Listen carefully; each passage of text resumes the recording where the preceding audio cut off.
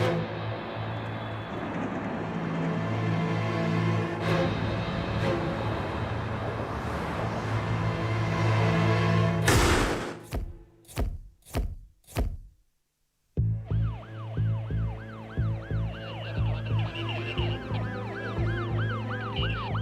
suspect's going to be a skinny black male wearing dark shorts, possibly using like a small Derringer-type pistol. Very, very tragic, very tragic.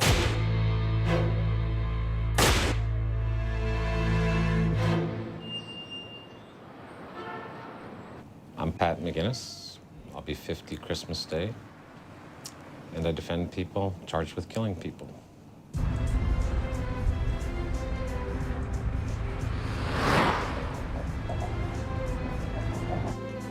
James Stevens and his wife were at a local Ramada Inn. They went to a continental breakfast.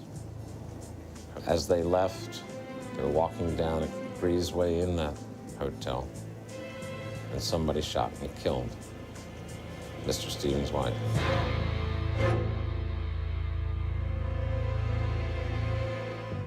At that same time, Brenton Butler was at his home, saying good morning, taking care of his dog. But those two events collided about 2.5 hours later. He was arrested by the police and taken to be viewed by Mr. Stevens. And Mr. Stevens identified him as the man who shot his wife.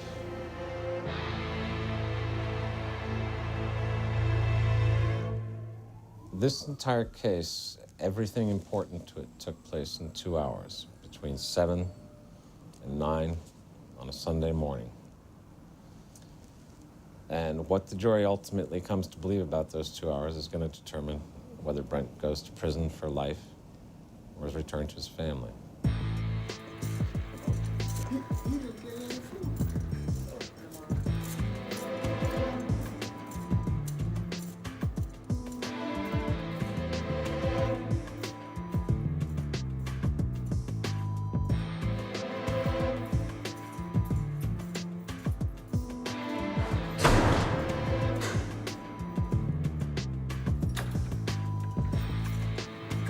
Going with it?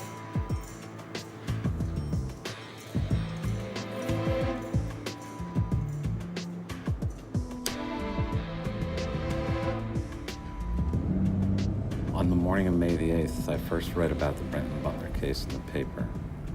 The article said that a 15-year-old black kid had shot and murdered a white tourist, and that he had confessed. And if true, that appeared to be the end of the story. My immediate reaction was he had thrown his own life away, as well as that of the tourist. I had a chance later that morning to meet Brenton Butler for the first time. What he told me about the case made sense. What he told me about how the detectives had treated him made me angry. And as I learned more, I became increasingly angry.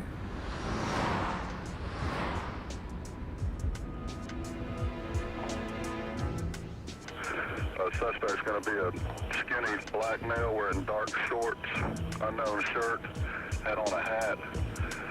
Last seen on foot, running southbound, possibly using like a small Derringer-type pistol. The latest update is a black male with a fish-like hat on with a cloth build.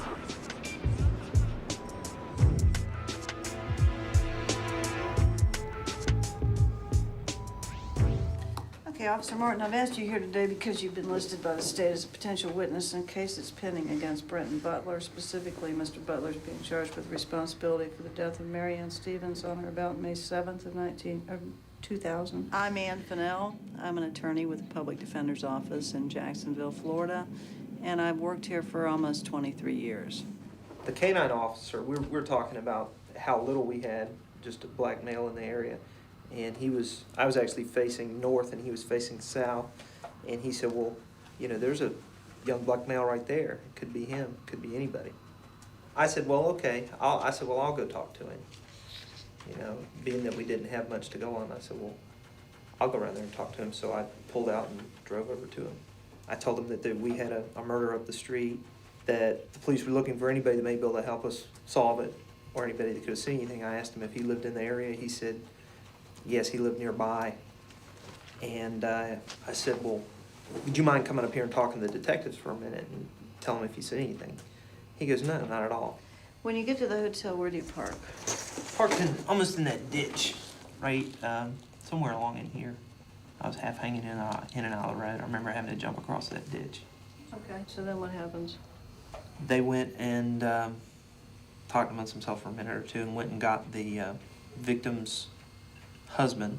And he indicated that Brenton Butler was the person who shot his wife. So he's about 50 feet away and he says, that's the guy. Right. And we were all, well, kind of taken back, so we had him come over even closer, almost to the car at that time. And he looked again and he said, yep, that's the guy. Officer Martin came in and candidly admitted that the only reason Brenton Butler was even stopped that morning was because he happened to be a black male walking in the neighborhood. Now think about that. That means for every African American in Jacksonville, Florida, if they happen to be walking down the street, lawfully going about their own business, not doing anything wrong, that they are subject to being stopped and asked to get in a police car and driven away from what they're doing and subject to being shown to the victim of a crime with the possibility that that victim would identify them under the most suggestive of circumstances, that being that they happen to be sitting in the backseat of a police car, and most victims would think that they wouldn't be sitting in the backseat of a police car unless they'd done something wrong, right? So that's where we are today in Jacksonville, Florida. And I personally find that to be disgusting and reprehensible.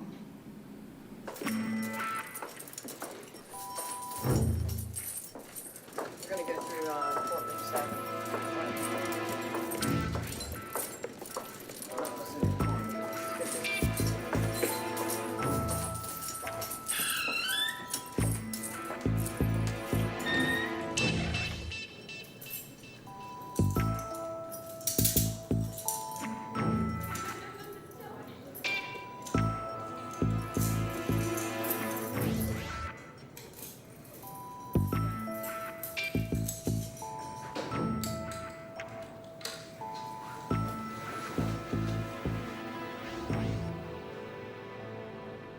Okay, the case set for today is the state of Florida versus Brenton Leonard Butler. Is the state now ready to proceed with its opening statement? Okay, then Ms. Dare, you may proceed. Good morning, ladies and gentlemen. May it please the court. Certainly. On May 7th of this year, the defendant, Brenton Butler, approached Mary Ann and James Stevens at the Ramada Inn, and he demanded Mrs. Stevens' purse. Before she had a chance to comply, he raised a gun to her face and fired, hitting Mrs. Stevens at the bridge of her nose, killing her. The evidence that you will hear that proves the defendant is the one who committed this crime really comes down to two things. First, Mr. Stevens, the only eyewitness to the actual shooting, positively identified the defendant as the person who did this to his wife. And he will come here in court and he will positively identify the defendant in court. The second piece of evidence is that the defendant gave a statement to the police on the afternoon of the shooting, admitting to the shooting.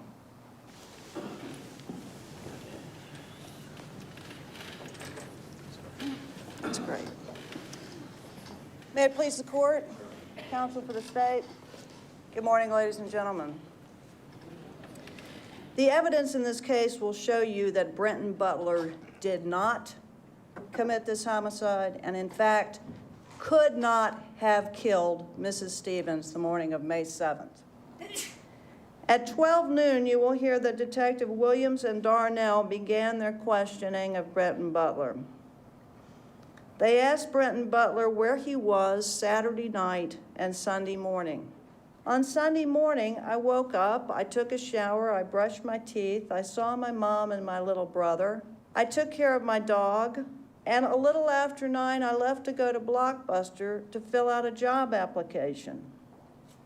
And the detectives told him, "You're lying. We've got an eyewitness."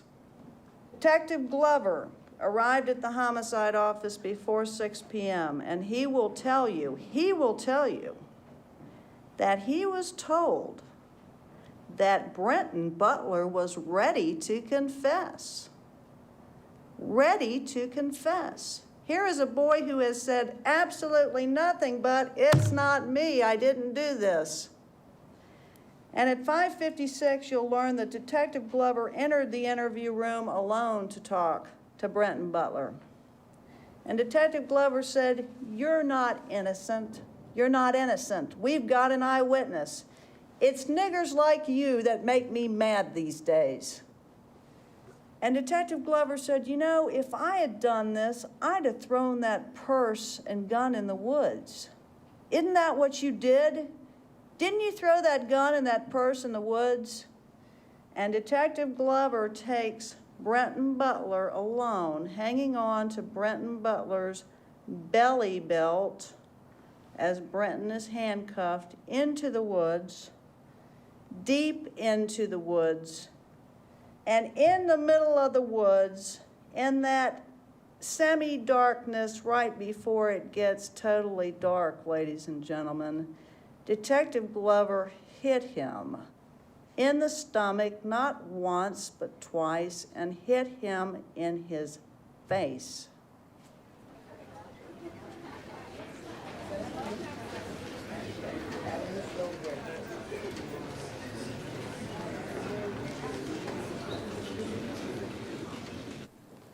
Could you state your name, please?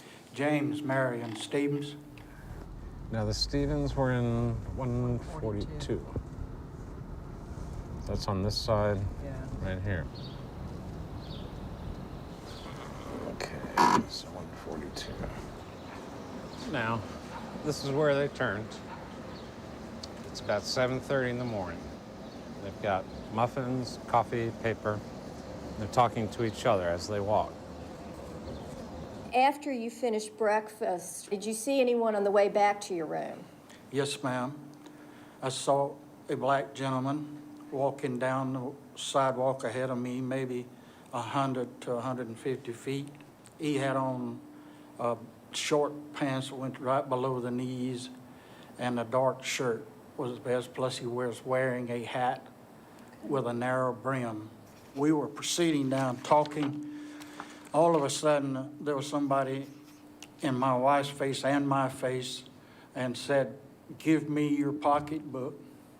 She first said, "Oh," like that, and she started to drop the pocketbook off her shoulder and her arm to give it to him. So they looked up, the man turned and wheeled. I believe he thought the man right-handed, which makes sense because the bullet entered here. So, turn with your right hand. Okay, all right, turns. The gun is less than 18 inches from her face. He says, "Give me the purse or give me the wallet." And there's some conflict about that. She starts to take the purse off. Before she can do it, he fires. She's falling back. How close was he to you? 2.5, 3 feet.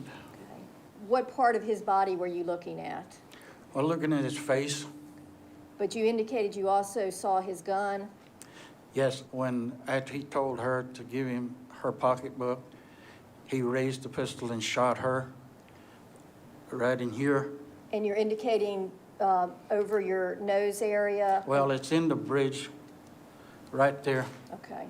You're indicating on the right side, the bridge of the nose, is that correct? Yes, ma'am. Okay. Now, No, not the right side. I'm showing you the wrong side. It's on this side. okay. But you're indicating the bridge area? The bridge area, yes. Okay. Now, the person that did this on May 7th that confronted you and your wife and shot your wife, do you see this person in the courtroom today? Yes, ma'am. Could you identify where he's sitting and what he's wearing? He's sitting right below Miss Nell there. He has a red shirt on. Can't see his pants down below the table. And he has on glasses. Your Honor, if the record could reflect that the witness has identified the defendant. It should so reflect he's identified the defendant. Is there any doubt in your mind that this is the person that you saw in front of you on May 7th pull a gun and shoot your wife? There's no doubt in my mind. She fell almost exactly here. Now, this is what, 47 feet to here? Apparently, by the time they made it from there to here, Mr. Stevens believes the man had made it back 100 feet or so. Start walking towards me from that point. It's 150. Okay, stop.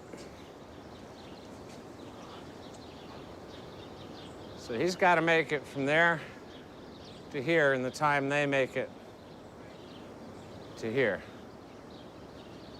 If that's the guy. All of a sudden, the man was right in front of you, Correct. 2.5 feet away. 2.5 to 3 feet.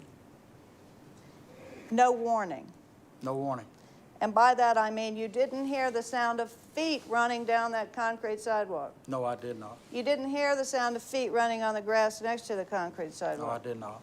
You didn't perceive any quick movement in front of your eyes. Not till he was there. And you saw the gun, Yes, it did. It was raised. Derringer type gun, Correct. over under barrel. Yes. Stacked barrel or stacked, whatever they call them. Mr. Stevens, from the time the man appeared suddenly in front of you and your wife to the time he grabbed the pocketbook and ran, About- 4 to 5 seconds? Yes, in the neighborhood of 4 to 5. That's what's in the deposition. 4 to 5 seconds. Yes. 1,001, 1,002, 1,003, 1,004, 1,005. Approximately that, yes. That's all the time. That's correct. Now, the shirt that the man had on, you did not see a logo on the shirt, did you, sir? No, ma'am. We're going to look at the physical evidence, which will consist of what they took off our client, his clothes, his shoes, his underwear. Not that that's any major concern. The items collected The items at the collected crime at the scene, scene. glasses, fragments, a comb.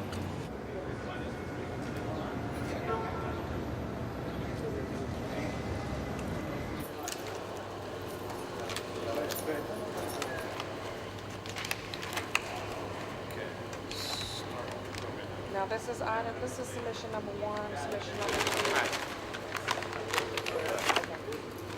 That's a straw poll.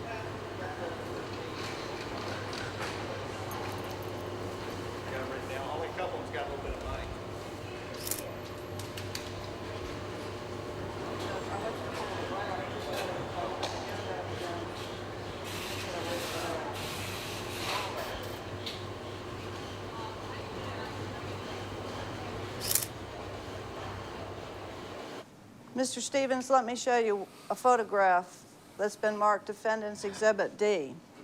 Yes, ma'am. You don't recognize that, do you, sir?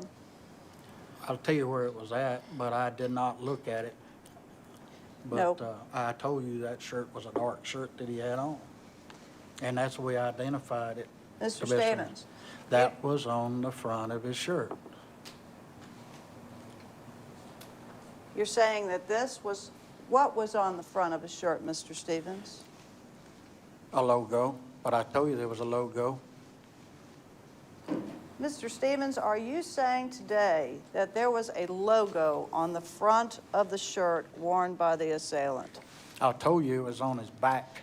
My question today is, are you saying today that there was a logo on the shirt worn by the assailant?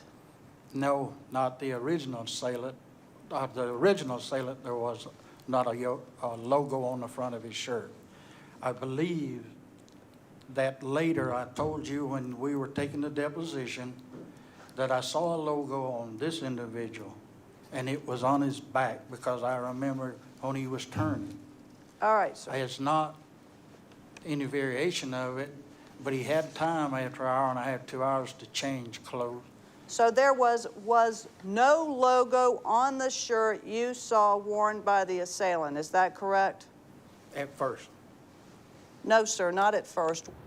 I didn't want to be terribly hard on the man because frankly, I think the jury feels like he's been through enough, but at the same time, there were certain points that I had to establish. I wanted to do that in a nice way, and it would have been nicer if he hadn't thrown that shirt logo on me. It's kind of surprised me when all of a sudden he started talking about having seen a shirt logo. But I think we got out what we needed to get out from Mr. Stevens. Isn't it true, sir, that you do not recall giving a description of the assailant to a uniformed patrol officer who arrived shortly after the incident? I did not testify to that in the deposition, no. And isn't it true, sir, that you do not recall telling that first officer who talked to you that the assailant was a black man with skinny build, wearing dark shorts, an unknown color shirt, and a hat, and carrying a Derringer-style pistol? I can't remember what I told him because I don't remember talking to him.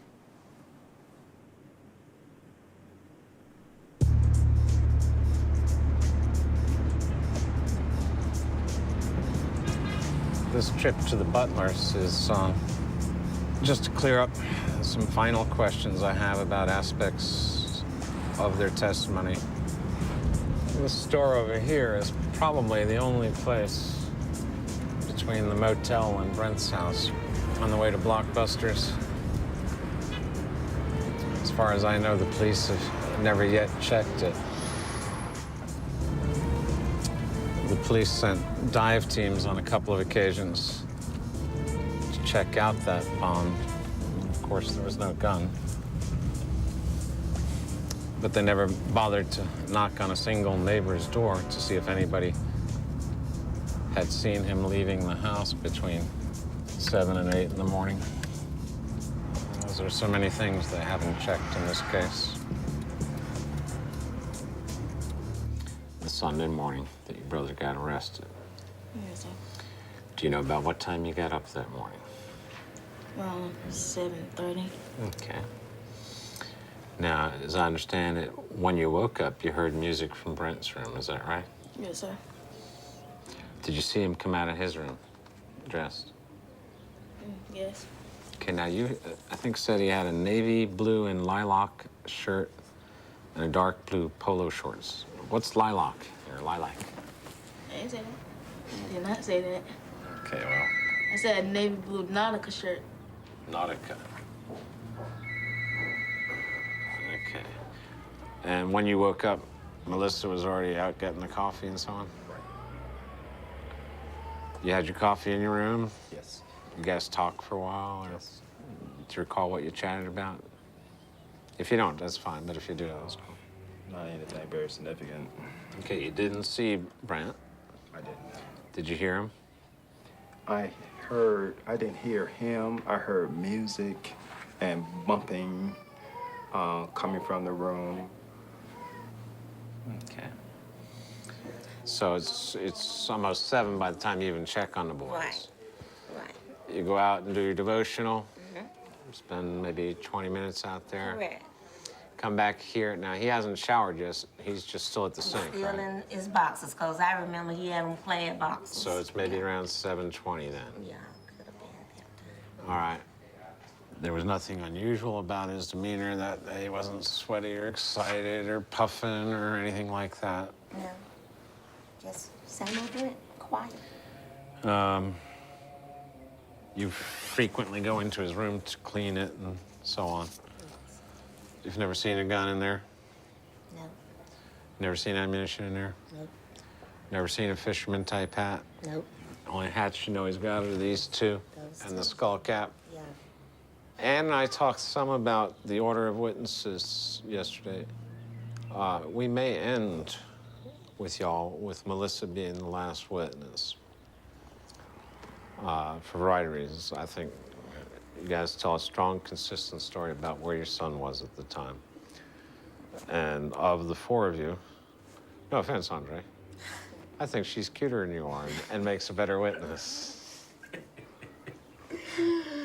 All right? And I think a jury hearing Mama talk about her boy, and since she actually saw him like 4 separate times, she's kind of a critical witness. Anyway, that's all the news that fits the print tonight. We pray and thank you for giving the defense attorney wisdom from on high. Yes, God. But then you are the great attorney. We trusting in your holy name. Thank you, Jesus. Bless this family. Amen. Amen.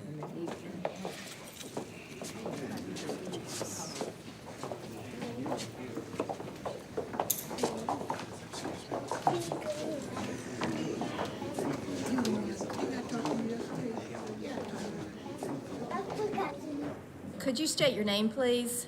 James H. Williams, And where are you employed? Jacksonville Sheriff's Office. Within homicide, are you assigned to any particular group? Yes, ma'am. I'm assigned to Homicide Team 3. Okay, and who else is in Team 3? Our sergeant is Sergeant Joyner. My partner is Detective Darnell, Detective Biakowski, and Detective Eason. Going back to May 7th of this year, were you actually there when Mr. Stevens was first brought out? I was standing at the car on Richard Street with Officer Martin and Brenton. Okay, and tell us about that. Mr. Stevens walked up, looked at him, and said, "That's him," but he said, "I don't want a closer look." Mr. Stevens asked if he could look closer, which I allowed him to do. I actually opened up the passenger side door of the police car, and Mr. Stevens sat down in the car, and he looked at Brenton. He said, "That's him." And I asked him, I said, "Are you absolutely positive that this is the person that shot your wife?" And he says, his statement was, "I wouldn't send an innocent man to jail." Okay. You were the lead detective in the case? Yes, sir, that's correct. So the overall responsibility for the investigation would fall to you, is that right? Yes, sir, it should. How many witnesses did you interview yourself in this investigation? I spoke to a Cater Donaldson for a few minutes. Did you do a thorough interview of her? No, sir, she was too emotional to talk to at the time. Did you do a thorough interview of Mr. Stevens? No, sir, I did not. Okay. Who did you do thorough interviews of? Brenton Butler. Okay. Anybody else? No, sir. So you have this young fellow in there. He was put in a locked room, right? Yes, sir. Okay. Sound-resistant locked room, right? Yes, sir.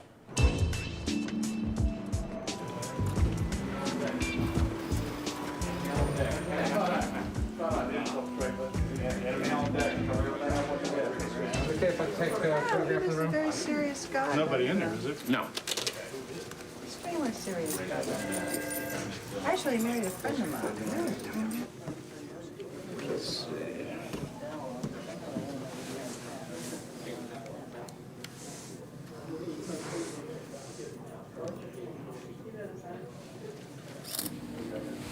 Just measuring, it's about 10 by 10.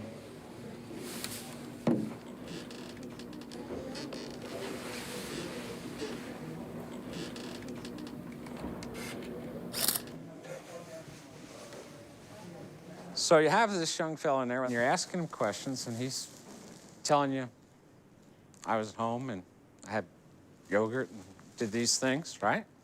Yes, sir. Wouldn't it be relatively simple to go out and ask his parents, was he home? Yes, sir. Did you do that? No, I didn't. Well, you do a thorough, competent, meticulous investigation, right? Your Honor, that's argumentative and absolutely has no meaning. Overruled. You have some leeway there. Is that right, sir? I tried to, yes, sir. Wouldn't it be thorough and competent and meticulous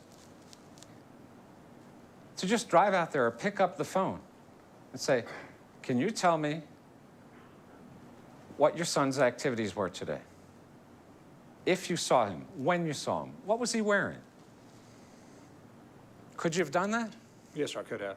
Why didn't you? Well, I was in the process of interviewing him.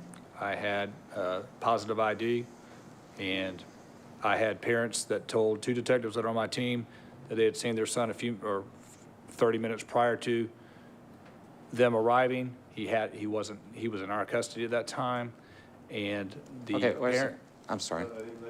and the parents had also said it wasn't unusual for Brenton to leave early in the morning without them seeing him. Okay. You knew you didn't have a gun. You knew you didn't have a purse. You knew you didn't have any money. You knew you didn't have a fisherman's hat, right? That's all correct. Okay.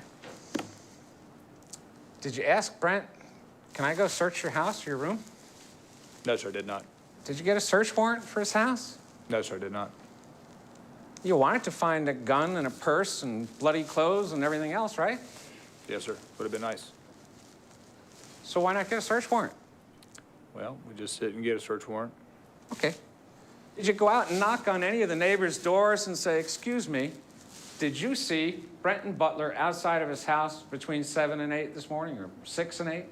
No, sir, I did not. Okay. You didn't do that, May 7th? No, sir. Do you consider that thorough and competent? Perhaps I should have done it, sir. If you don't have it organized and you can't immediately,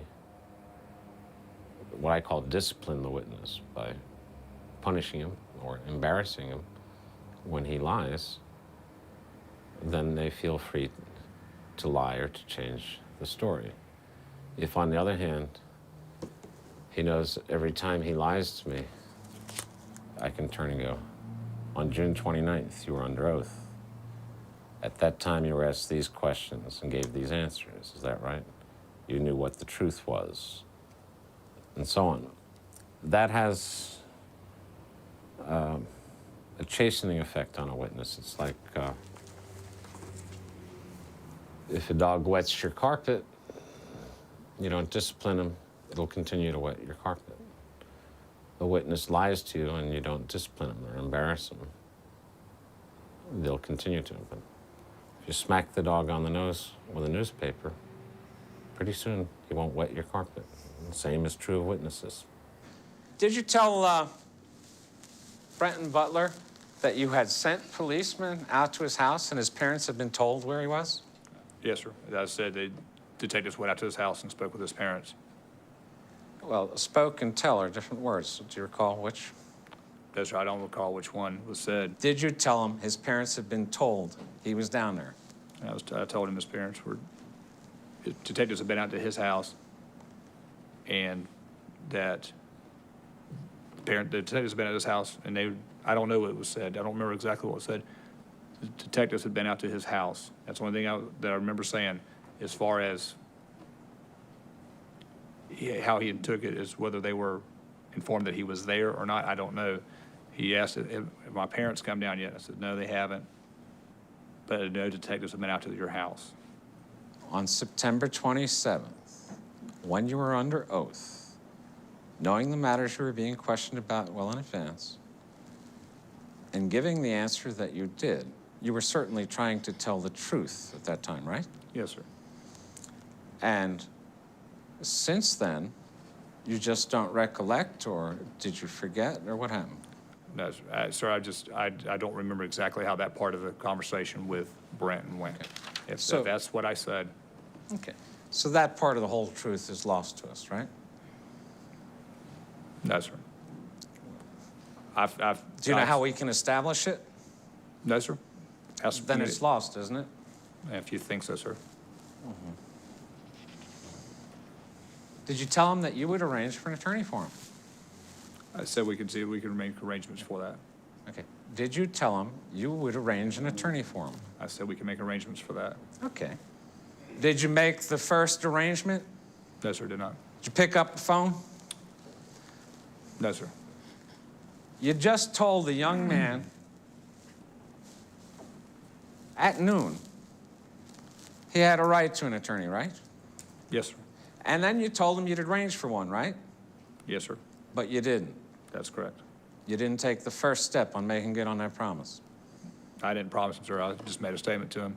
And no, I did not make a phone call. Okay. When you say, we'll arrange an attorney for you, that's not a promise? I don't make promises to the individuals I'm interviewing. I'm not sure I follow. If you say said- you're going to do something, Yes, sir, but it wasn't said, it wasn't brought across as something I promise you I'll do. Or make it, it wasn't said, I promise you I will go do something. so you only do it if you promise? No, sir. You brought the word up, promise. Well, you didn't do it, right? That's correct. Would you have done it if you said, I promise?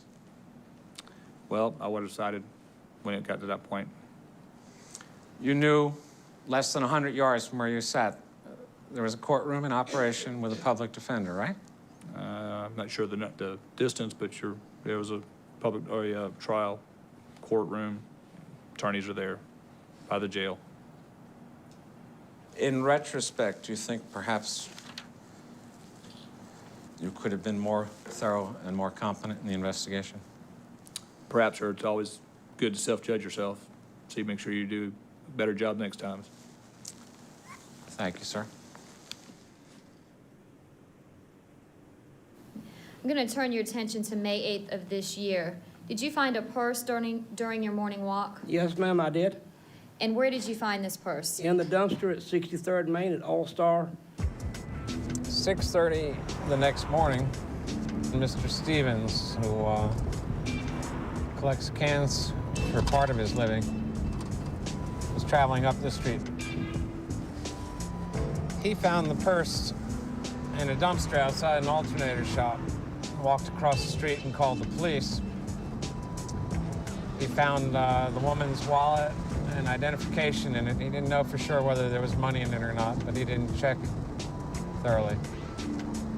Turned out there was close to $1,200 in the purse.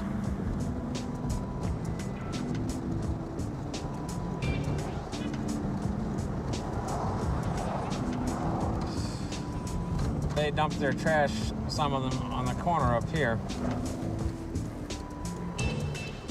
That dumpster there is where the purse was found.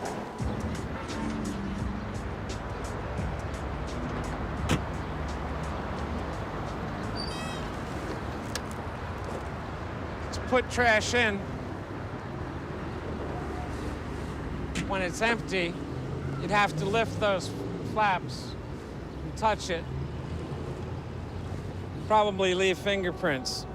But the police never brought an evidence technician out here to check for fingerprints on it.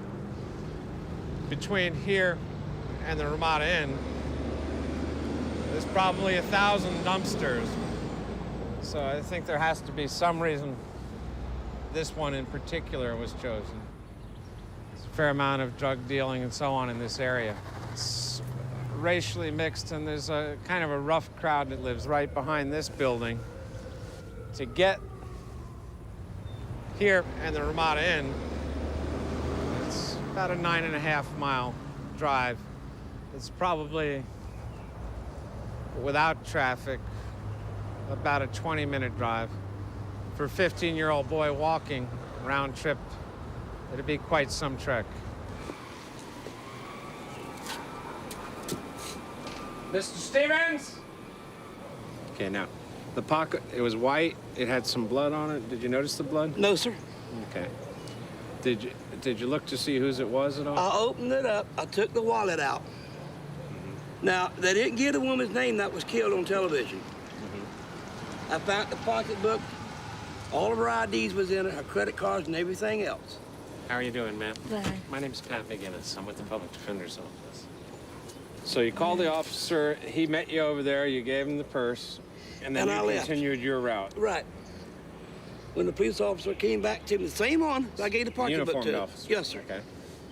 He said, "Do you have a few minutes?" I said, "Yeah." He said, "Somebody wants to talk to you." That's when the detective pulled up and said, "Boy, where's the gun?" He called you accused me boy? he accused me of taking the gun. And did he call you boy? I think, if I recall correct, yes, if I recall correctly. And did you get the No, strong sir. impression that he Yeah, I thought got- you took that gun? Yeah. Was his matter, the way he was dealing with you, was it kind of accusatory? He accused me of taking it. I said, if you want to search me, search me. You can also search my buggy, because that bag was on the back of it. I had 3 bags of cans hanging. If you want to search it, but I've got no gun. There was no gun in the pocketbook. What did he say? He looked dumbfounded. And the police officer says I can leave, so I left. I appreciate you taking the time to speak with me. You're welcome. And like I said, many stuff I found in the past, this is the first time I've ever had to go to court. Well, hopefully it'll be the last time. But I appreciate you taking the time But to do now it. how the pocketbook got from south side to the north side, only God knows that answer, because I damn sure don't know it. Right. How are you doing, sir? Fine, Mr. McGinnis, and you? Pretty good.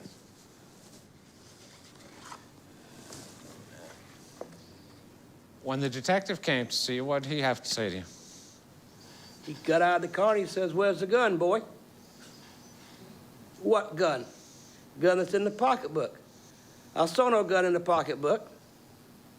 "Now, if you want to search me, do so. If you want to search my buggy, please do so. But you're going to find no gun, because I saw no gun." Was your impression he was accusing you of stealing the gun? "Yes, sir."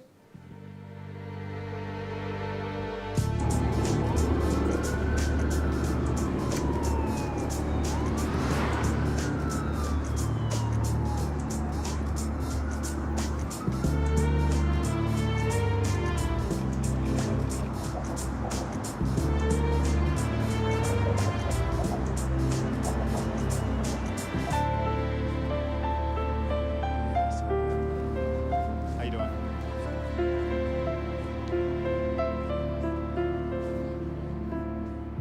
Oakland, the Raiders, they playing good ball this year.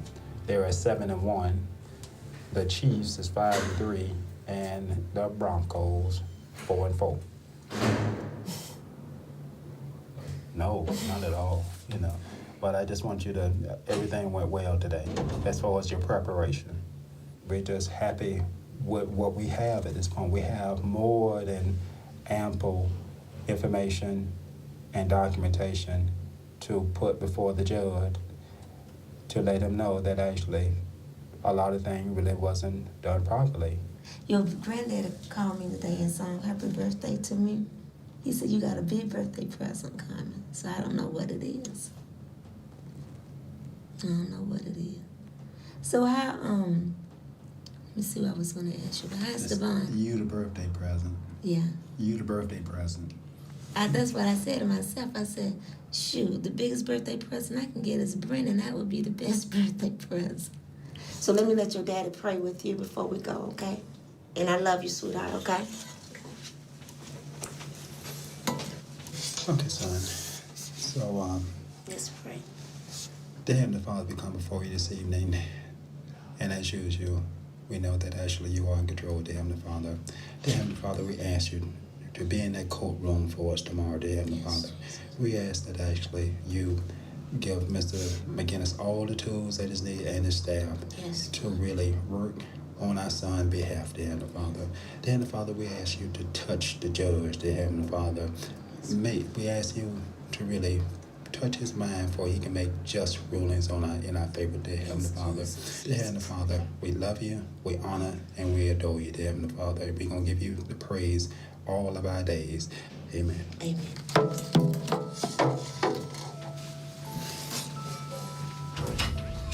Hey, Brian, what that piece of paper I gave you?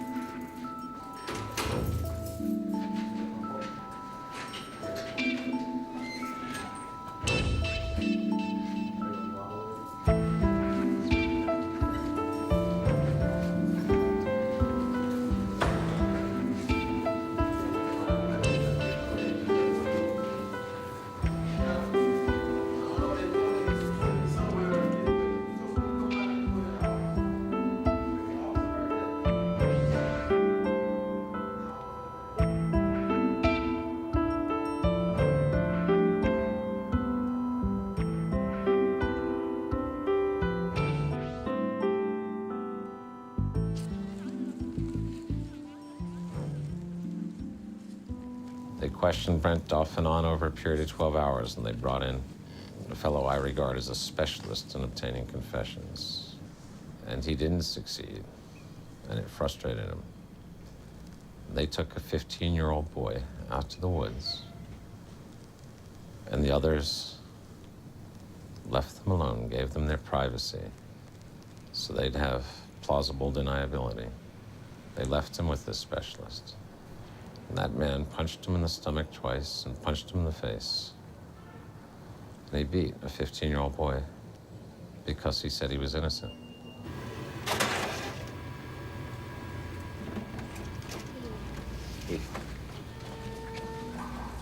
That's a Miller? Yeah.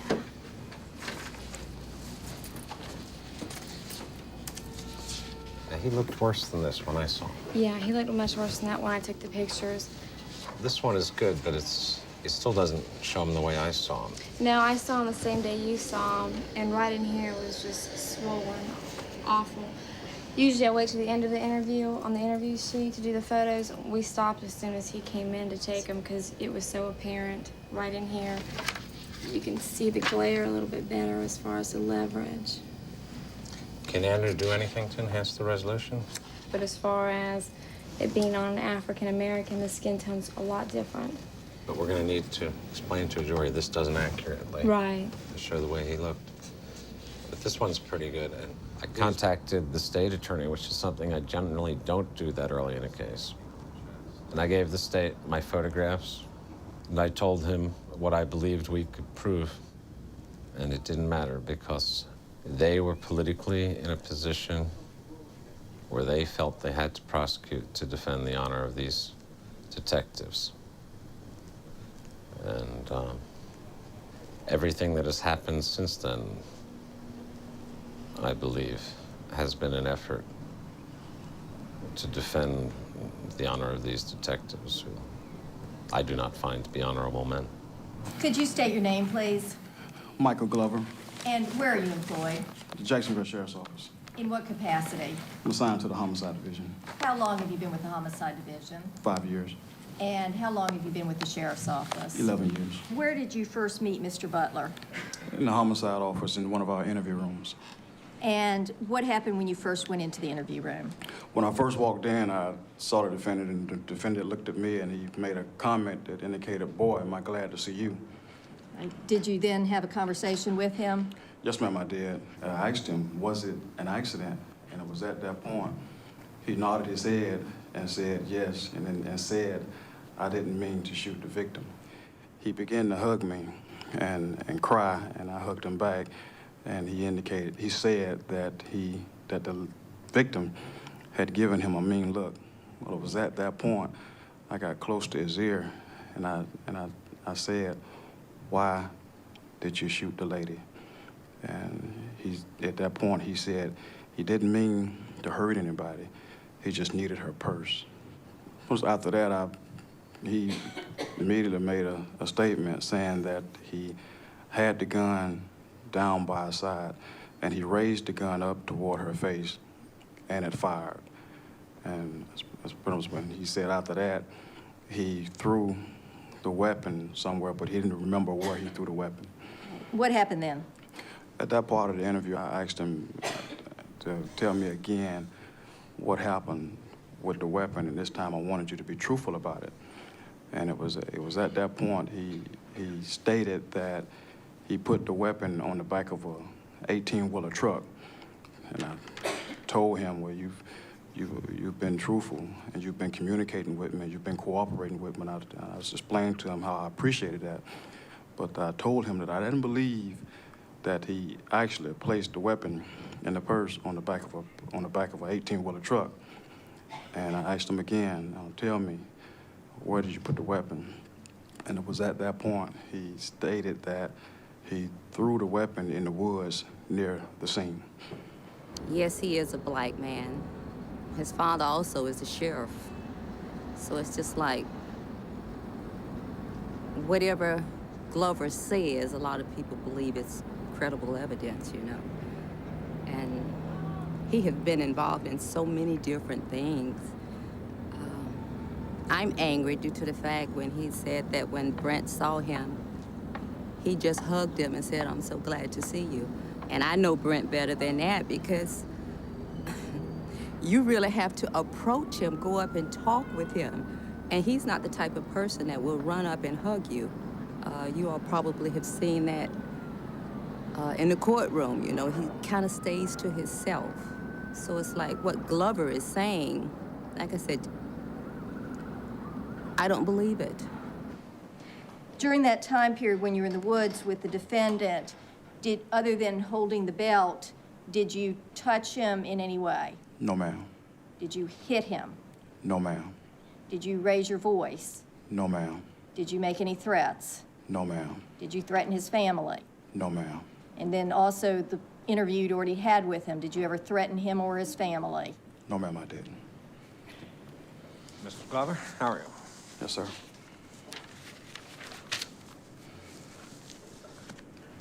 You related to Nat Glover? Yes, sir.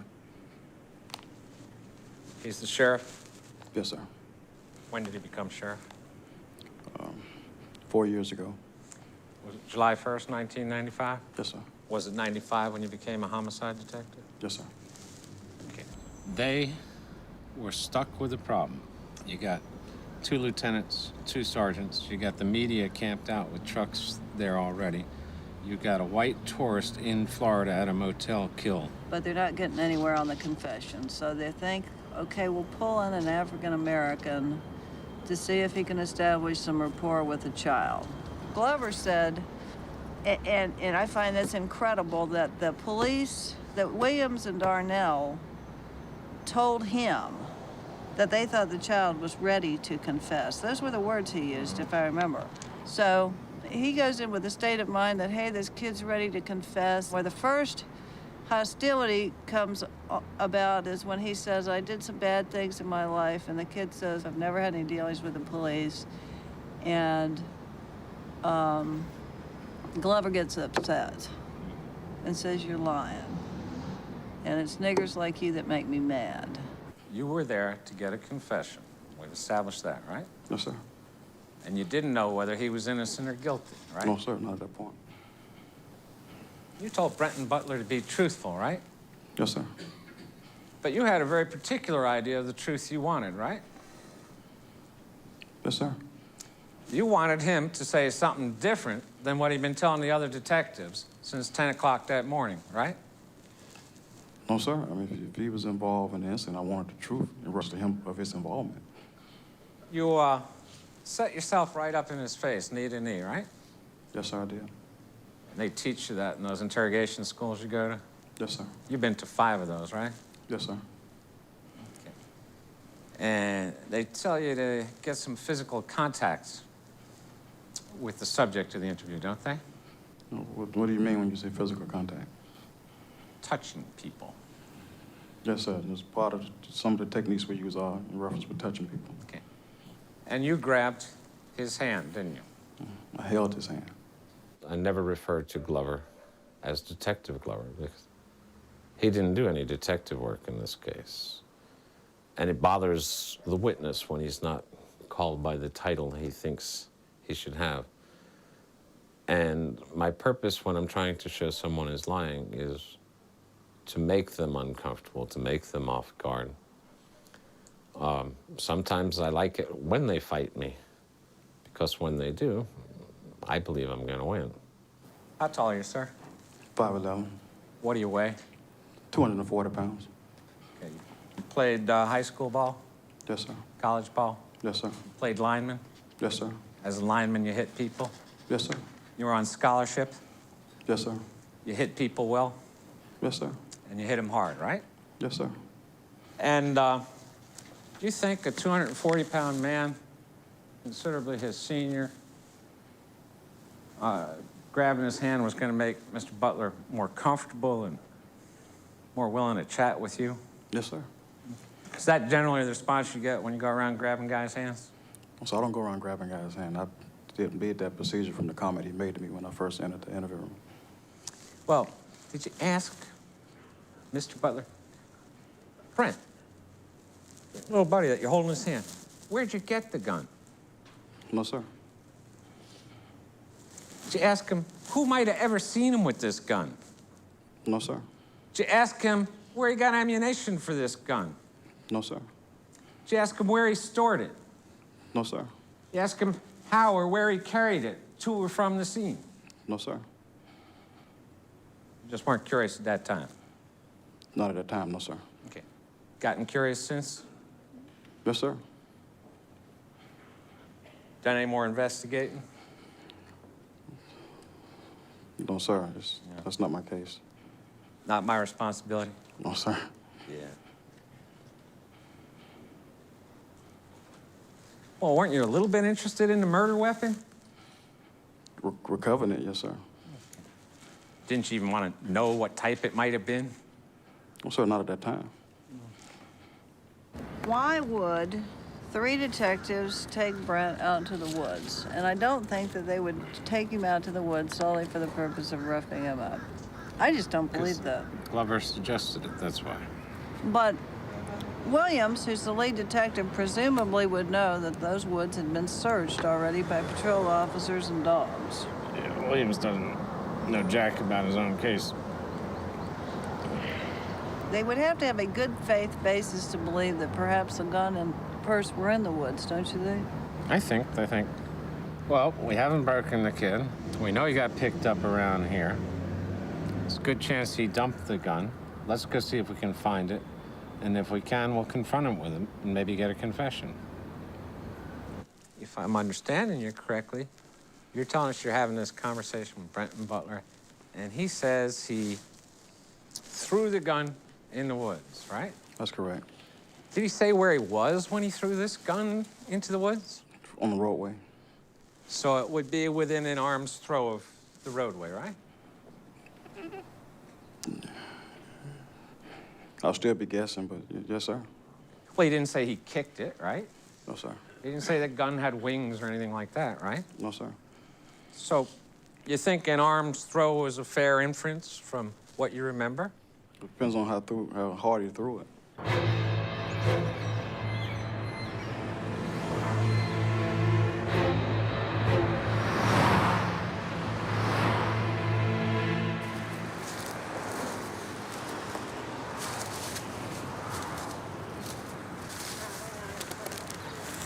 Joyner and Darnell were supposedly parked on the far side of Cagle.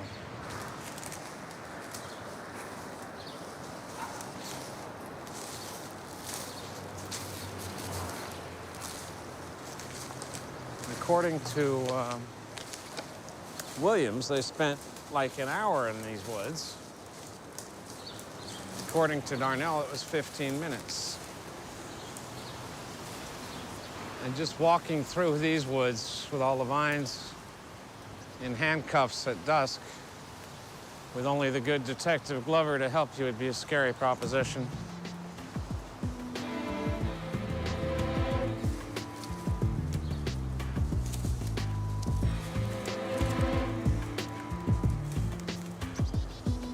But if it's dusk and Glover's hitting Brent, there's no way they're going to be able to see it from out there.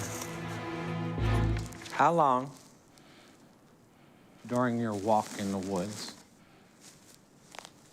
were you out of sight of Detectives Darnell, Williams, and Sergeant Joyner?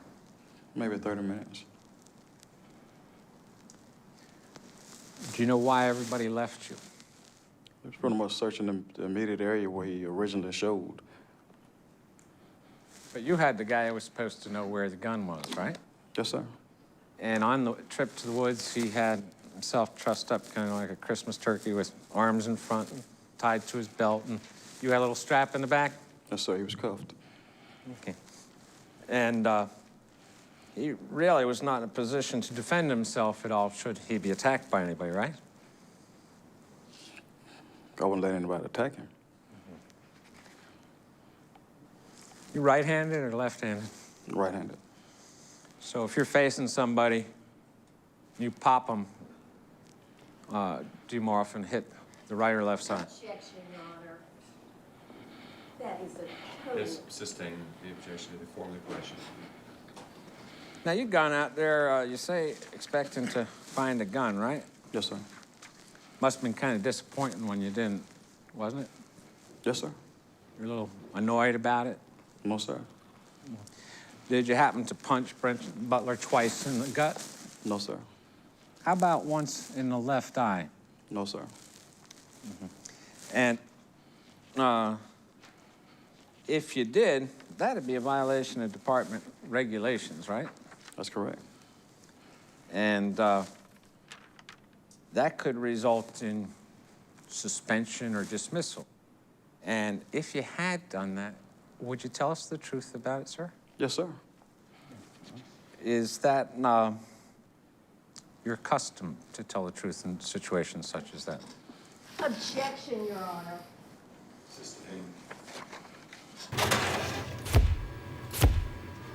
And how did that appear to you as you viewed it? Oh, it was a large welt, like, I mean, he had been hit from the... Your Honor, I'm going to object to any conclusions by this witness. That's just my opinion, so... Overruled as to that. And does it show up on defendant's form? That's just a different view. With a swelling, you can't accept, I take it from different angles, so you can see it, rather than a bruising that you can take straight on. So it was just, it's right in that area right there. There's a bruising right in here. Where would that be on your body, Miss Smith? Right in the middle of my chest area. It's right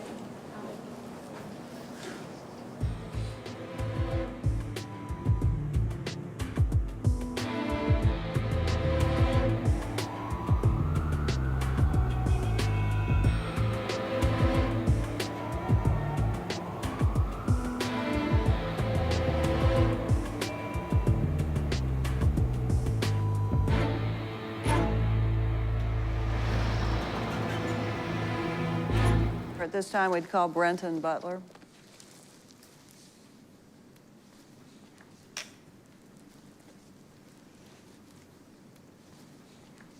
Juveniles are not very easy to work with. They have a lack of sophistication.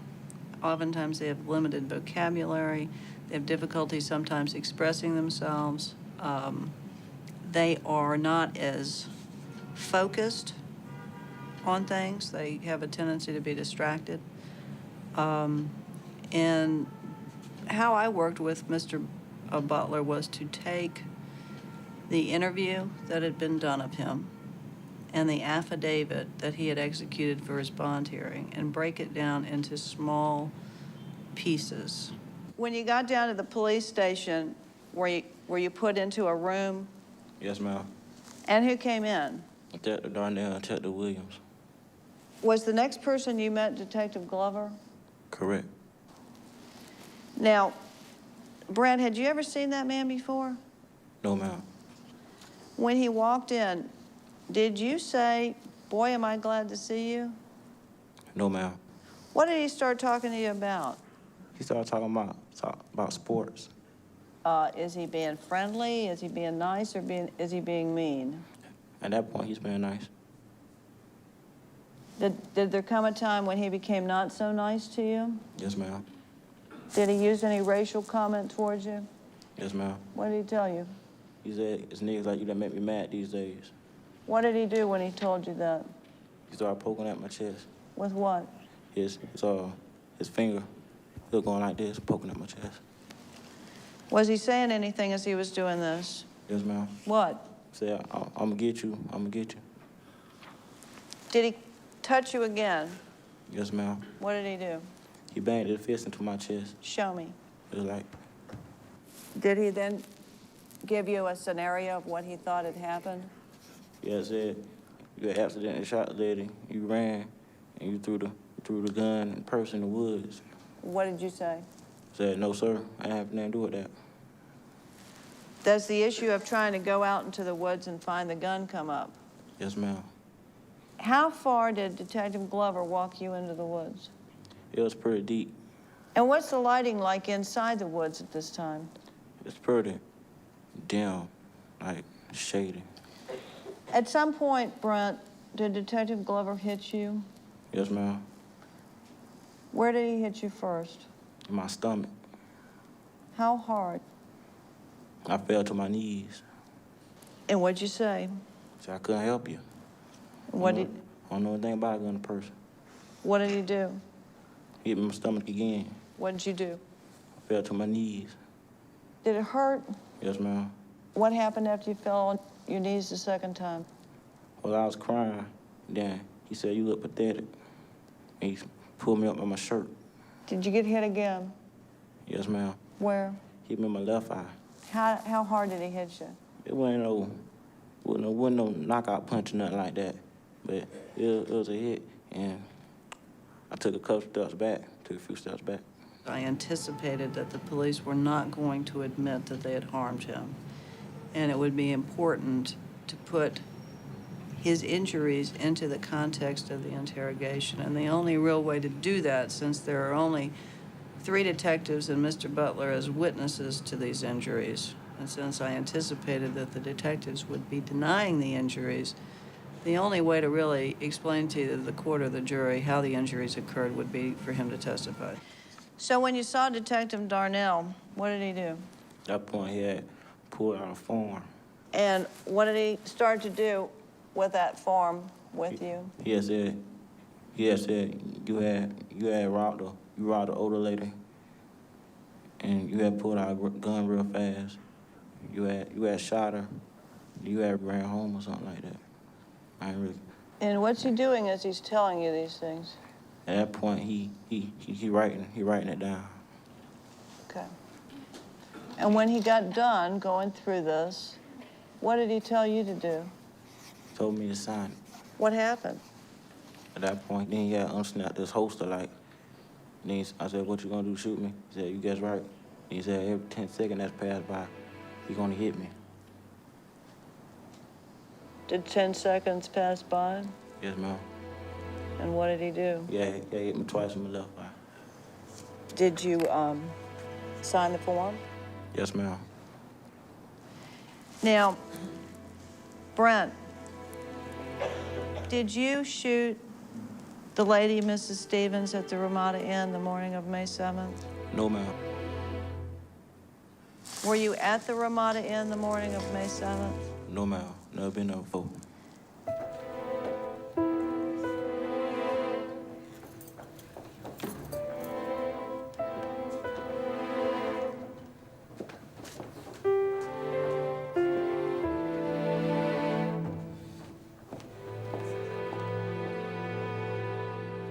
Good morning, ma'am. Good morning. Can you tell us who you are? I'm Melissa Butler. I think you said you usually get up before 7, is that correct? Always. Okay. And do you know if that was true this morning? Yes, because I still can't sleep past 7 o'clock. What'd you do when you got up? Well, when I usually get up in the morning, I go ahead and pray as usual and go in the bathroom and do whatever I need to do in there. And it took about 10 minutes. After I left my bedroom, I went directly to Brent's room. His door was closed. I opened his door. He was in bed still in his boxers, but his back was turned towards the door, his face facing his bedroom wall. The next time that I saw Brent after leaving my bedroom, when I was here, and Brent was right here in the foyer area near the 4th bedroom, which is here, I would assume he was coming out of the 4th bedroom from the laundry room, which is here. Did you speak at all with each other at that point? Yes. When we met here, I said, "Good morning, Brent," and he said, "Good morning." Now, did you encounter any policemen that morning? Yes. Did either of those gentlemen speak to you or your husband in your presence? Yes.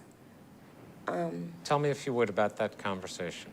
They asked, "Do Brent Butler live here?" And we said yes.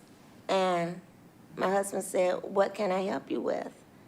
And they said, "Well, we just want to question him, not accusing him of anything. We just want to question him to see if he know anything about the break-ins in the area."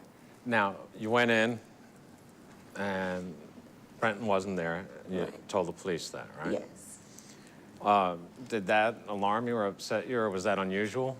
Well, it was not unusual for Brent to leave the house without telling us, but it was very unusual for Brent to stay gone for a long period of time because he would stay no more than 30 minutes to an hour. He have never left the house and just gone and stayed, and that's what upset me. And I called my sister Emma, and I said, what could have happened to him? And she said, well, call some of his friends. Sean is the only friend that I know that Brent associate with. So I called Sean on my cell phone to ask, had he talked to Brent today? He said no. At that point, I know something has happened to my son. So, oh,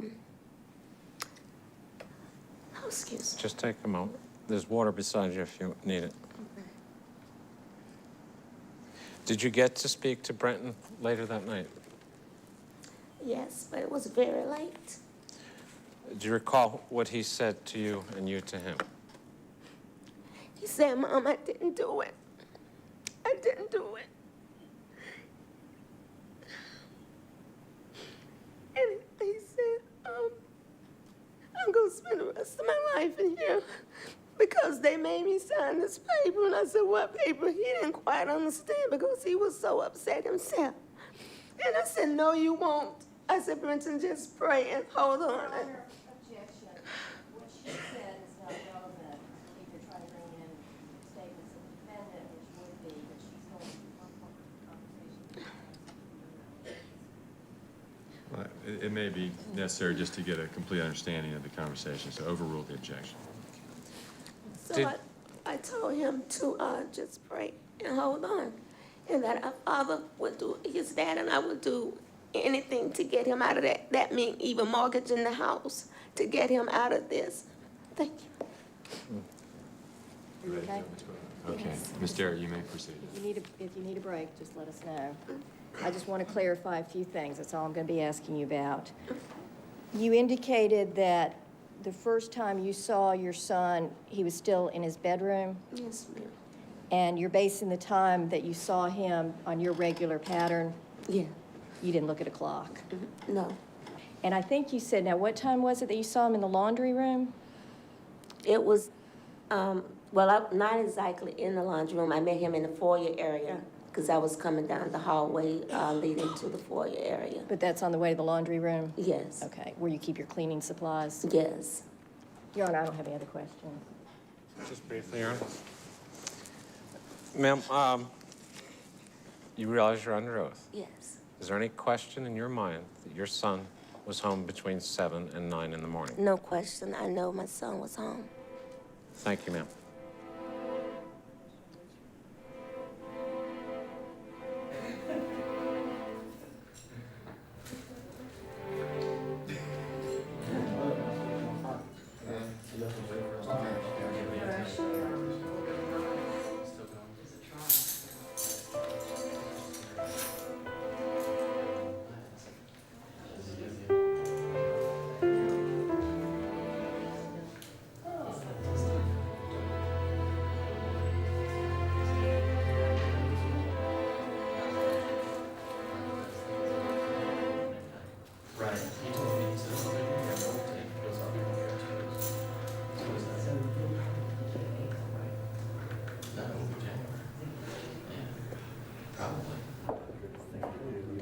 I gave Andy your pager number. He can call you whenever. I thought he had it. I never really had it. No, actually, he said he didn't. I've got it. They knew they didn't have a case. And a detective went in, and he wrote out what he wanted. And he's a man who gets what he wants. And then he threatened a 15-year-old boy, and he poked him, and he displayed his gun, and he got him to sign a piece of paper. It was a pathetic piece of paper that made no sense, that never has been since that date supported in any way. There is no truth in it, but it was close enough for government work. So you asked Detective Williams about talking to the defendant. Did you do so? I did. Was anybody else with you? No, it's just me. Tell the jury about your conversation. I told him that a decision had been made that he would be arrested and charged with the murder of Marianne Stevens. Told him that we would complete some paperwork and that he would be incarcerated at the juvenile shelter. And what happened then? Once I told him about the incarceration, I told him that if he wanted to tell his side of the story, that this would be his last opportunity to do so. Well, at that point, he touched my knee, because we were sitting face to face, and said, when I talked to Detective Glover, he had told me that there was an easy road, and he touched my opposite knee and said, and there was a hard road. I said, well, I wasn't present for that interview, and I'm not sure what you're talking about, but as far as an easy road, I don't see one. I only see a hard road that's a very serious offense. With that in mind, I asked him if at this time he wanted to present his side of the story. He said he did. I left the interview room. I told him I had to get the forms. I left the interview room. I went and talked to Detective Williams, who was still sitting at his desk. I advised him that I was going to take a written statement that he had provided me with his side of the story. He said, okay. I said, I need you to go in the monitoring room and monitor the written statement so you can witness the written statement. He said, okay, fine. What happened when you went back into the interview room?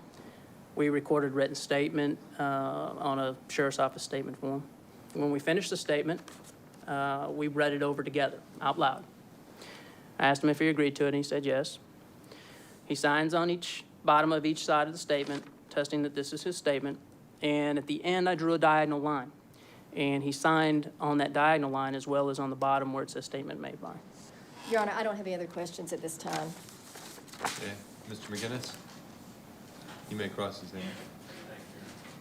Before he came up for cross-examination, there was a break. I went out to have a cigarette, and as I pulled my cigarette out, he looked at me, and there's no love lost between us. And he said, suck down another cancer stick.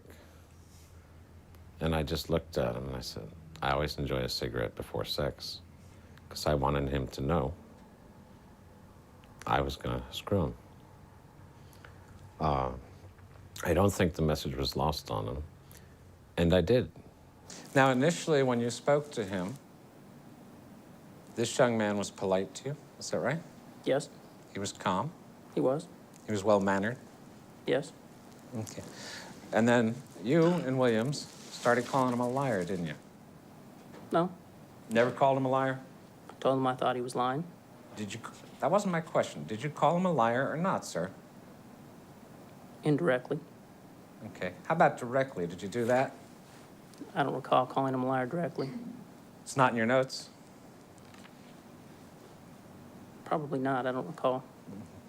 Does that happen with such frequency you just don't take note of it?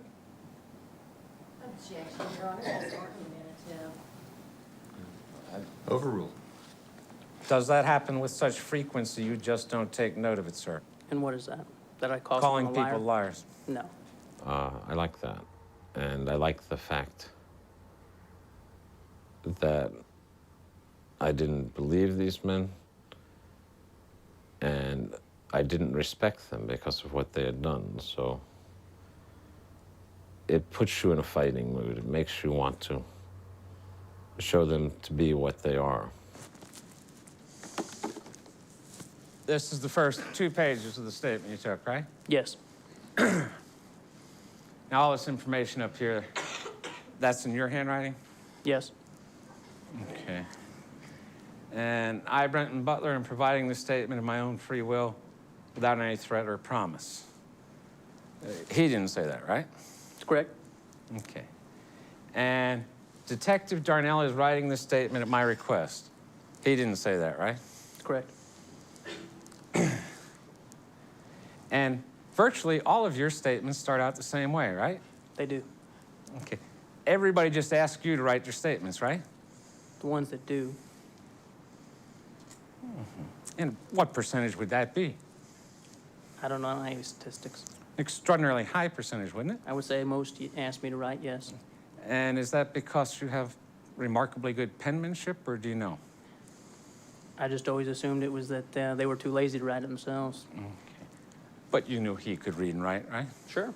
Didn't you think it might be a good idea to let him, if you wanted his side of the story, to let him put his own side of the story down? This is his side of the story. Mm-hmm. Okay. Last night, I got home late and didn't get a chance to eat. Did you ever check to see if that was true? No. Okay. Did he look malnourished when you were talking to him? No. And Detective Williams was over in the monitoring room, was he? Detective Williams is in the monitoring room. So he would have heard him say all these things, right? I can't testify what Detective Williams heard. As far as you knew, the audio hookup was still working over there, right? Yes. The woman gave me a mean look and mumbled nasty nigger under her breath. As far as you know, did Mr. Stevens ever corroborate that in any way? I've never talked to Mr. Stevens or interviewed him about this case. But you've read the report plenty of times, right? I've read what was relevant to me. Okay. And as I raised the gun from my pocket, quickly it went off. Is that something he said? Yes. I had pulled the trigger unknowingly. That was his language, unknowingly? No, he said he didn't know he pulled the trigger. Okay, so you just like that word better, right? That's just how I wrote it when we formulated the sentence.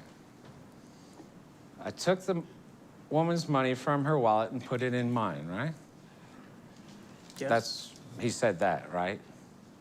That's what he told me, yes. And I went home to feed my dog. Did he say why it was so important to feed the dog at that point? I never got the impression it was important. That was just what he did when he got home. Well, why did he go home if he just completed this successful armed robbery and killed somebody? Did he say? No. Later, I was walking to Blockbuster Video to get a job application. Why did he need a job if he'd taken up this new career as an armed robber? I don't know. Okay. When the police stopped me, the policeman asked me to come with him to the Ramada Inn, which I did. Did he say why he went with the police if he just killed somebody over there? He just said he was asked and he complied. Complied, was that what he said? No, that's my word. Okay. If we could, let's try and distinguish between your words and his, okay? The man who was with the woman I shot came to the car and told the police I was the one who shot her. All right? He said that? Yes. You could hear that in the next. And he's saying this stuff out loud, right? We're formulating sentences. Is he saying this stuff out loud? Actually, I'm saying this, and he's agreeing to it. Okay. Which of these words did he say out loud that could be heard in the monitoring room? All of them. Okay. While somebody was in the monitoring room? Detective Williams was in the monitoring room. So he would have heard him say all of these words. Is that right? The video monitoring room. Where's the video monitoring room? Right.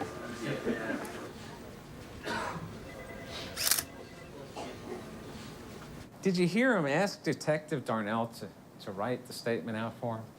No, sir. Did you hear him say, last night I got home late and I didn't get a chance to eat? Did you hear Brenton Butler say that? No, sir. Did he ever say, I approached an older white man and woman and asked for spare change? Did you hear him say that? No, sir, I did not. During the portion of conversation you monitored with Darnell, did he ever describe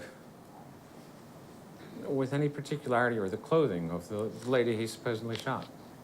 I never heard him say that, sir. While you were monitoring Darnell, did you ever hear him say he shot anybody? No, sir. Okay. Now, since that time, the 6 months that have followed, which of the facts asserted in here have you been able to verify in any way? I've not attempted to verify any of them.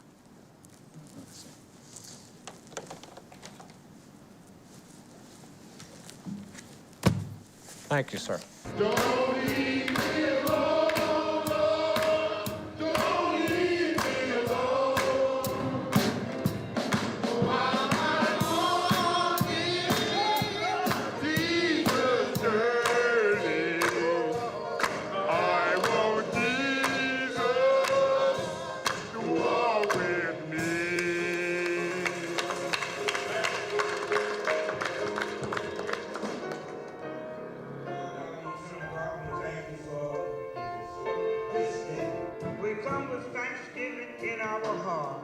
Yes, Lord. Today, our home praying and lifting up your holy name.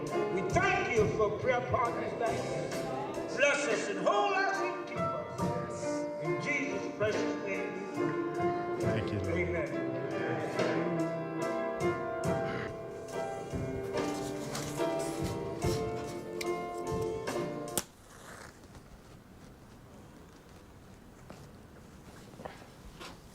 I'll probably go to sleep about 10.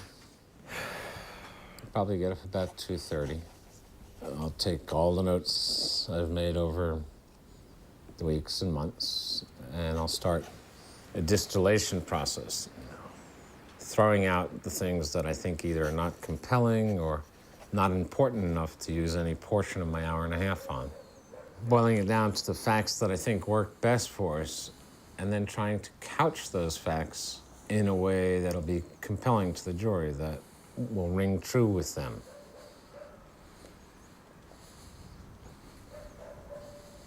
Are these things we've heard worthy of belief? Are they consistent with what other witnesses say? Are they consistent with the physical evidence? Are the things the detectives said true or false? And if so, how do we tell? This jury tomorrow could well come back against me. When I say against me, I take it personally. The man, or boy in this case, who will suffer is Brenton Butler, and he could well suffer with the loss of his liberty for the rest of his life. That's a very frightening thing. So I believe in my heart of hearts that he's innocent. I'm not allowed to say that to the jury. I can't tell them that I believe that. I can tell them that the evidence shows that. And they may or may not agree with my view of the evidence. And if they disagree, I don't know what I'll do. This is not a loss I will be able to take easily. Ladies and gentlemen, the defendant, Brenton Butler, shot and killed Marianne Stevens during an armed robbery on May 7th of this year. The state must prove the material elements of this charge beyond a reasonable doubt, and I submit that we have. We have an eyewitness, a person who was right there and watched the defendant, Brenton Butler, shoot his wife right in front of his eyes. 4 to 5 seconds. It is an eternity when facing a man with a gun. You recall Ms. Fennell counting. Well, I tell you it's this: 1,000, 2,000, 3,000, 4,000, 5,000, looking directly at the man holding a gun and shooting your wife. Mr. Stevens is a man, he's 65 years old. He told you about all of his life experiences, and I submit to you that when he looked at that person and then he saw the defendant 2.5 hours later, that he identified him. As he said, I'm sure of it, I would not put an innocent man in jail. Now, let's talk about the alibi. The murder of Mrs. Stevens occurred around 7:30 in the morning on Sunday the 7th. The defendant lives less than 1 mile away. What does it take? Less than 5 minutes to get away from the scene, and then 5 or 10 more minutes to get home. We're not talking about a very long distance. Now, according to his mother, between 7 and 7:15, she hears the defendant in the bathroom, and then around 8, he is coming from the laundry room. Think about that. That's according to his mother. Sometime around 8 o'clock, 30 minutes after Mrs. Stevens was shot. Let's talk about the confession. The defendant says he never made those statements. Not that they're not voluntary, he never made them.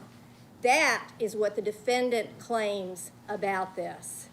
Now, I tell you, the claims in this case are outrageous. They're horrible. They're horrendous to claim that these police officers beat this 15-year-old until he didn't confess, but finally signed the written confession. They're horrible. If you believe those after this trial, I urge you to call the media, call the FBI, call anybody. They're outrageous. But I submit to you to believe those allegations. You need to believe in a conspiracy worthy of Oliver Stone. Look at this person.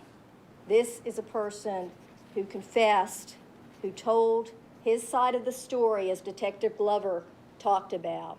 Mr. McGinnis is going to have an opportunity to talk to you, and I want you, as he talks, to think about the things I've said, but I submit to you that first, if you just look at Mr. Stevens' identification, right there, the one eyewitness positively identified the defendant, identified him by his face, and that alone proves our case beyond a reasonable doubt. Thank you.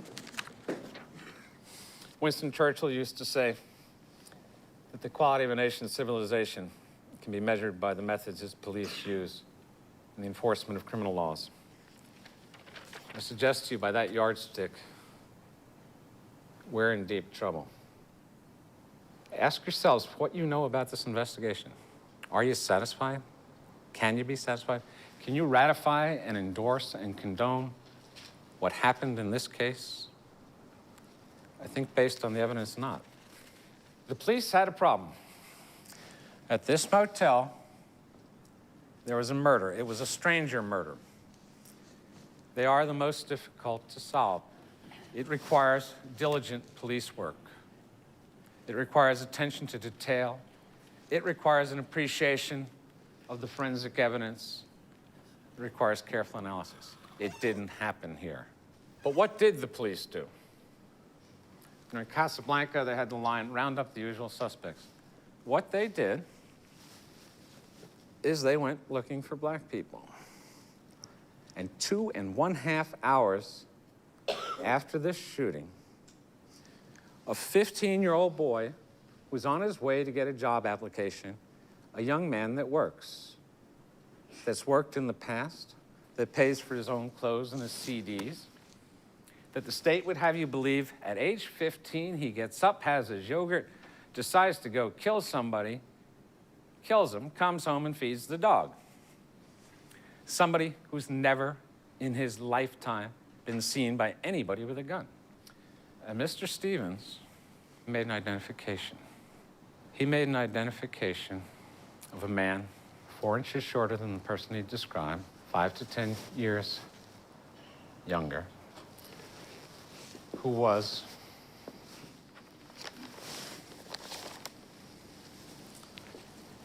wearing a shirt. The absolute most noticeable thing about it is the Nautica logo. The man who wielded that gun would have had to have the gun at least at chest height to get the angle of entry that Dr. Flora described. The gun would have been right there. This logo cannot be missed from 2.5 feet looking at someone, if it's there. But that very same identification created some real problems for the police. Their only eyewitness was wholeheartedly committed to an identification that if they were going to make a case, they had to make that come true. And they had the television crews out there already. They had a case they knew was going to get a lot of attention because you had a white victim, a black shooter, a tourist in Florida. And that media attention, the racial aspects of it, the pressures on the police, I think colored everything that happened later that day. Why was everybody distancing themselves from Glover in the woods? Here's a fellow who claims he's got the man who knows where the gun is. They're going to the woods. And Glover went deep in that woods. He went out of earshot and eyesight of everybody without any lights. But he's looking for a gun, he says. And he punched a 15-year-old boy in the gut twice, and once in the eye. Think about why Glover was brought in. What does the evidence tell us his most distinguished achievement was before his father became sheriff and all of a sudden they realized his potential as a homicide detective, because he sure wasn't one before that. Before that, his most noteworthy achievement was hitting people and hitting them well. Objection, Your Honor. To the approach. You may. Our reporter, please join us at the sidebar. Now, you may have noticed when Detective Glover was on the stand, he's a right-handed man. And when a right-handed man hits the man he's facing, which side is he going to hit? We know that Brenton Butler went into police custody unmarred and unscratched. We know he didn't emerge that way. We spent hours talking to witnesses who would reluctantly give up bits of the truth a little bit at a time. But you now know what Detective Williams should have known had he bothered to check the morning of May the 7th. And I believe it reveals something very frightening. There is still a man out there. That man is 20 to 25 years of age. He's probably about 6 feet in height. He has a collar on his shirt. He still has a functioning gun. And because no diligent effort was made in the investigation in this case, likely some other citizen will come to harm because the work wasn't done when and how it should have been done. I ask you each, individually and collectively, to act with fidelity to your oaths, to well and truly try the issues in this case. And I suggest that if you do, this will truly be a Thanksgiving this week on Chevy Drive. I thank you for your kind attention.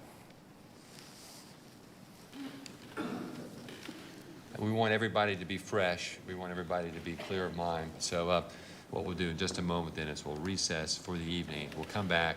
I will for sure have everything ready to go. So you are released. We'll see you at 9 o'clock outside courtroom number 4 in the morning.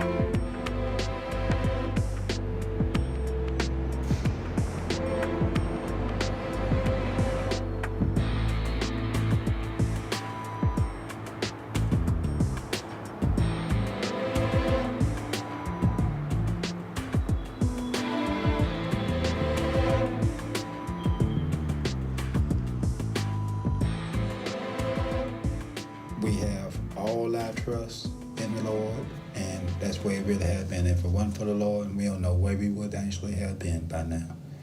And so it's no mistake. The Lord don't make mistakes. And so we're going to be here. We here, and the Lord is going to be in that courtroom, buddy. He's going to be in that courtroom, and you talking about when they allow you to come home, when you are set free. You're going to talk about some hallelujah good time in there. You're going to talk about some shouting. Them people going to run us out of that courtroom, Brent. They're going to run us out. Because when you get all these Christians together and they're going to be having a joyous good time, they're going to they're going to be thanking Jesus and praising the Lord.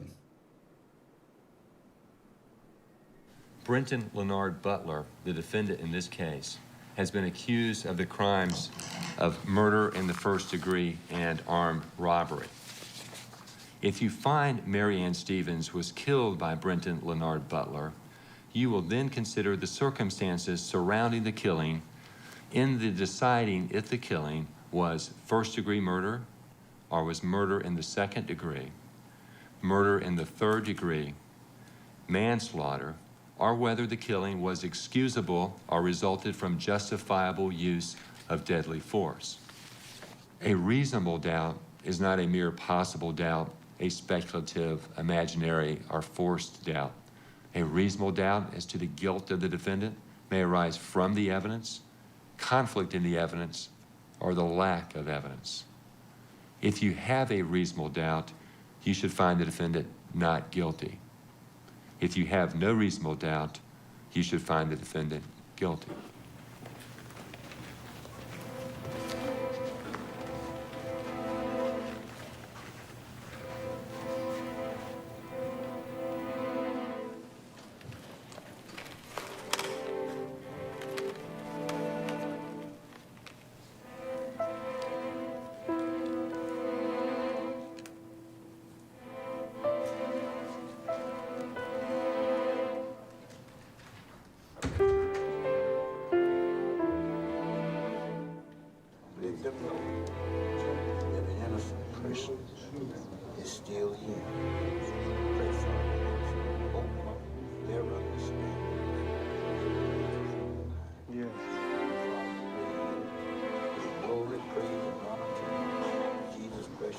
Jesus' name.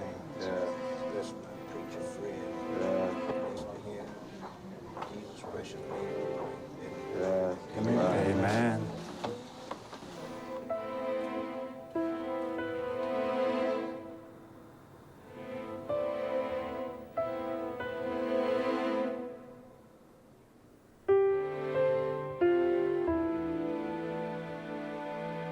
If you're here for the Brenton Butler case, if you would please remain in the courtroom quietly.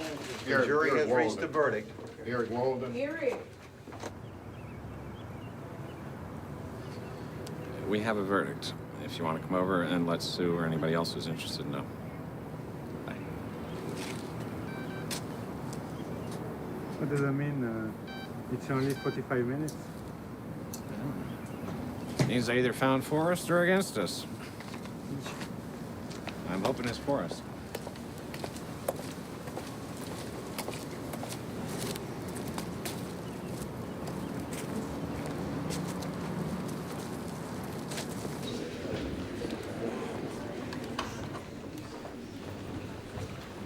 Is everyone who is outside and following the trial here and had an opportunity to be present back? Mr. Stevens is here and the Butler family is here.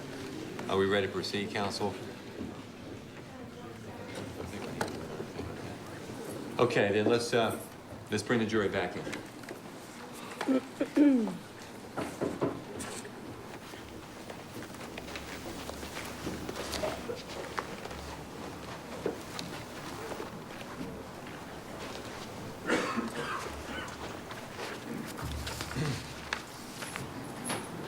Mr. Young, wait, are you the foreperson?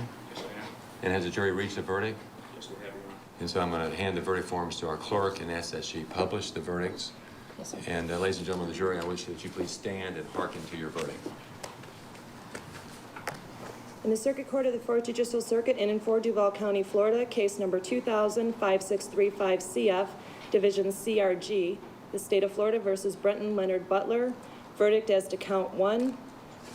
We, the jury, find the defendant not guilty. Please, I ask you, please, everyone, please maintain decorum in the courtroom. Thank you. Case number 2000-5635 CF, Division CRG, the State of Florida versus Brenton Leonard Butler. Verdict as to count 2. We, the jury, find the defendant not guilty. So say we all, done at Jacksonville, Duval County, Florida, signed by the foreperson, dated November 21st, 2000. Okay, does counsel for the state or the defendant wish that the jury be polled? Okay, ladies and gentlemen, if you all please be seated. Ladies and gentlemen, I want to thank you for your time and patience in this matter. I hope you all come away from this with a sense that you really have done something to contribute to the community, to the criminal justice system. I hope that you have some pride in the sense of the process and pride in the way that you have contributed to that and participated in our system, which I think is the best legal system in the world.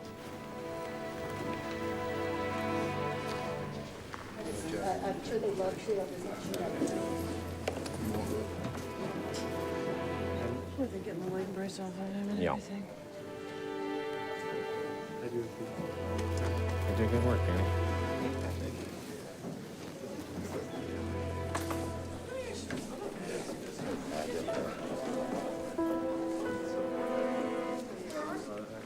Take care, gentlemen. Thank you. Here he comes.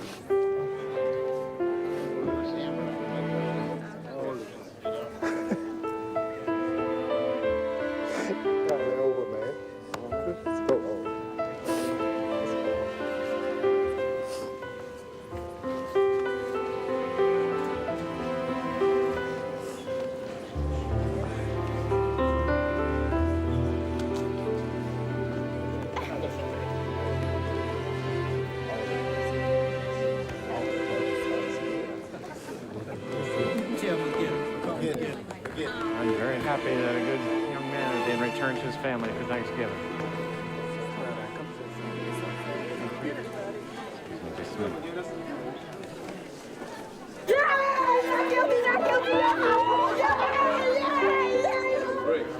I'm not guilty.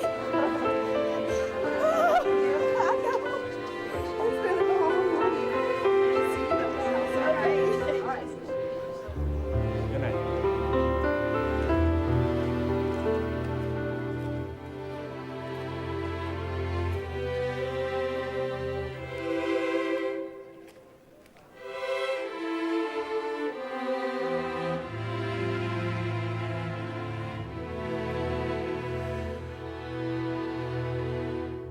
There's still a man out there. That man is 20 to 25 years of age. He's probably about 6 feet in height. He still has a functioning gun because the work wasn't done when and how it should have been done.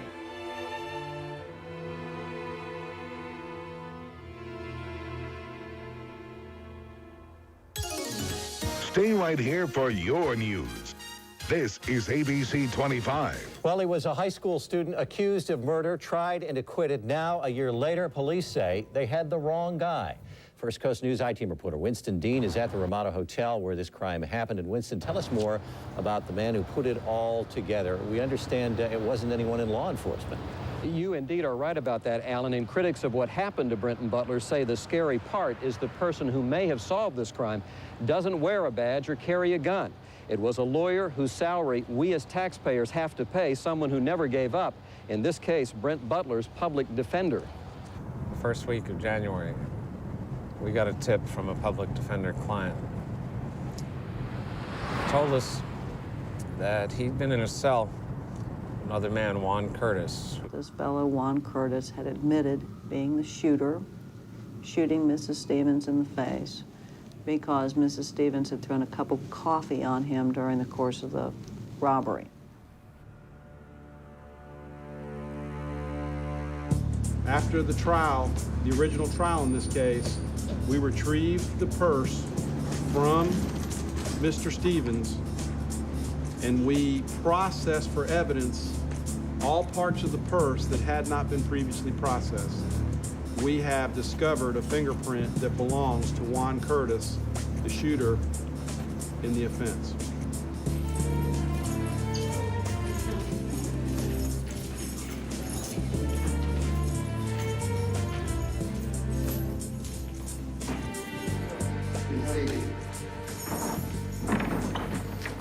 Juan Curtis.